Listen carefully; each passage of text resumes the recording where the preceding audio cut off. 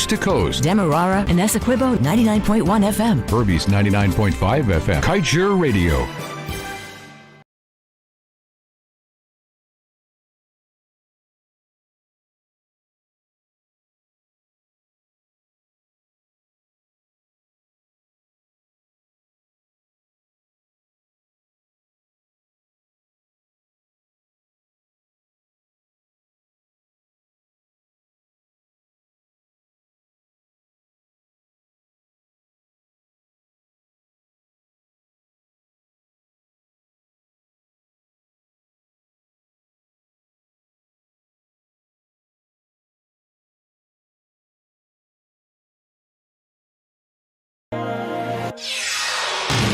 This is the news on top of the hour. Live from our studio in Georgetown. Kaieteur Radio, 99.1 FM. Good evening. Welcome to this evening's Newscast on Kaieteur Radio. I am Kevin Smith. Let's get to the news in detail.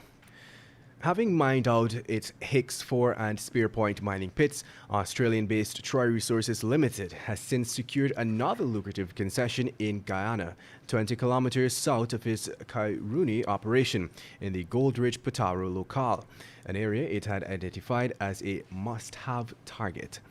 The company made the announcement on Monday last by way of a public missive to shareholders and said the secured tenements adjacent to its 100% owned Kaieteur gold project in Ghana is considered to be highly prospective for large-scale gold discovery.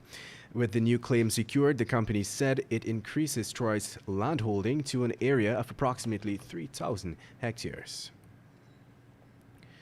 And moving on, Demerara Contractors and Engineers Limited, or DCEL, and AGT Energy Group have announced that they recently inked a memorandum of understanding with Universal Plant Services to serve the Ghana and Suriname upstream and energy sector. The understanding was signed by Kerry Fisher, Regional Vice President of UPS, Ramesh Prasad, Managing Director of DDL, and Dani Balkisoon, Managing Director of AGT Energy Group Inc. at DCEL's Providence East Bank Demerara office on Thursday last. And now let's tell you, residents residing in the Upper Demerara Berbice region who have been diagnosed with end-stage kidney disease and are required to undergo hemodialysis for survival can now access the service at the Linden Hospital complex. Though it was set up in 2020, the center only became operational a few weeks ago and is already treating patients.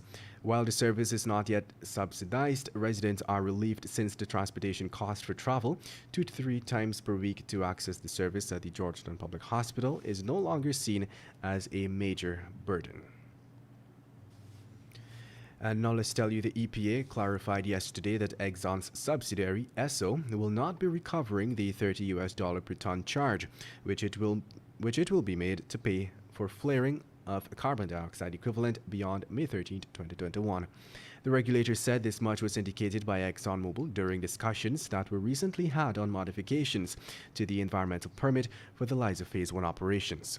The statement by the agency comes on the heels of an article by Kaieteur News, which exposed the stabilization clause of the Stabroek Block production sharing agreement and states unequivocally that if the government imposed any new charge, tax, or levy of any kind after the deal was signed in 2016, then the company shall be compensated by the government. In other news, a prosecutor attached to the GGMC was caught in a police sting operation accepting bribe money from a gold miner, and it's claimed that he borrowed the money from the man. 44-year-old Sherwin Crandon of Working Rust, Georgetown, was on Wednesday arrested at a popular bar in Station Street, Kitty, at 16:30 by the Guyana Police Force. The money was displayed and photographed in the presence of the suspect and then lodged at CID headquarters. The suspect is currently at the Brickdown Police Station pending charges.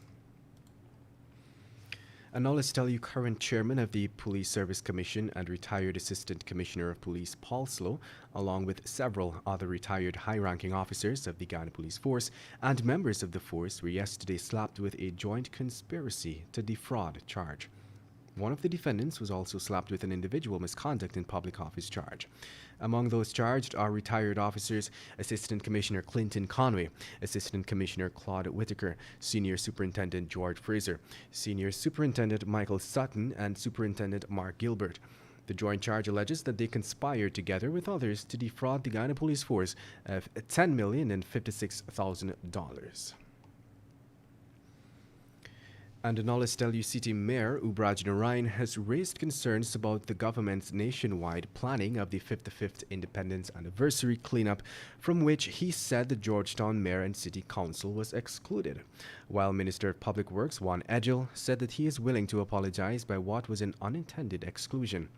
When contacted about the alleged exclusion from the meeting, Minister of Public Works Juan Edgell said that the Special Projects Unit of the ministry was instructed to send out invitations to all relevant stakeholders and municipalities, Georgetown included. He noted, however, that when checks were made to confirm that the invitations were sent out, it revealed that the team may not have done as they were instructed to do.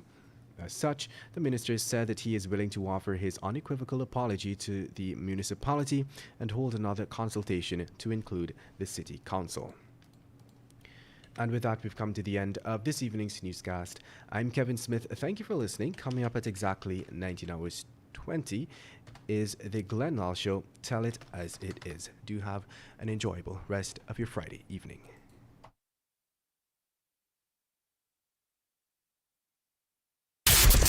Kaieteur Radio. Covering Guyana from coast to coast. Demerara and Essequibo 99.1 FM. Purvis 99.5 FM. Kaieteur Radio.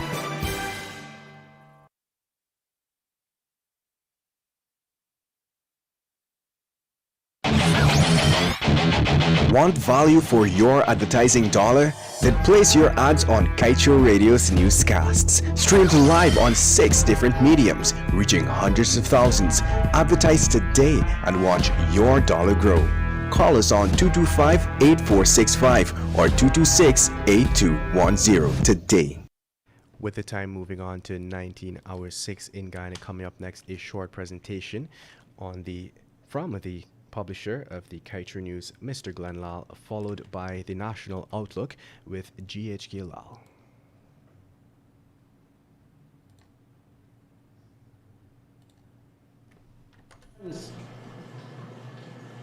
People asking, Glenn Lal, what is this $960 million pre-contract cost Guyana is now auditing?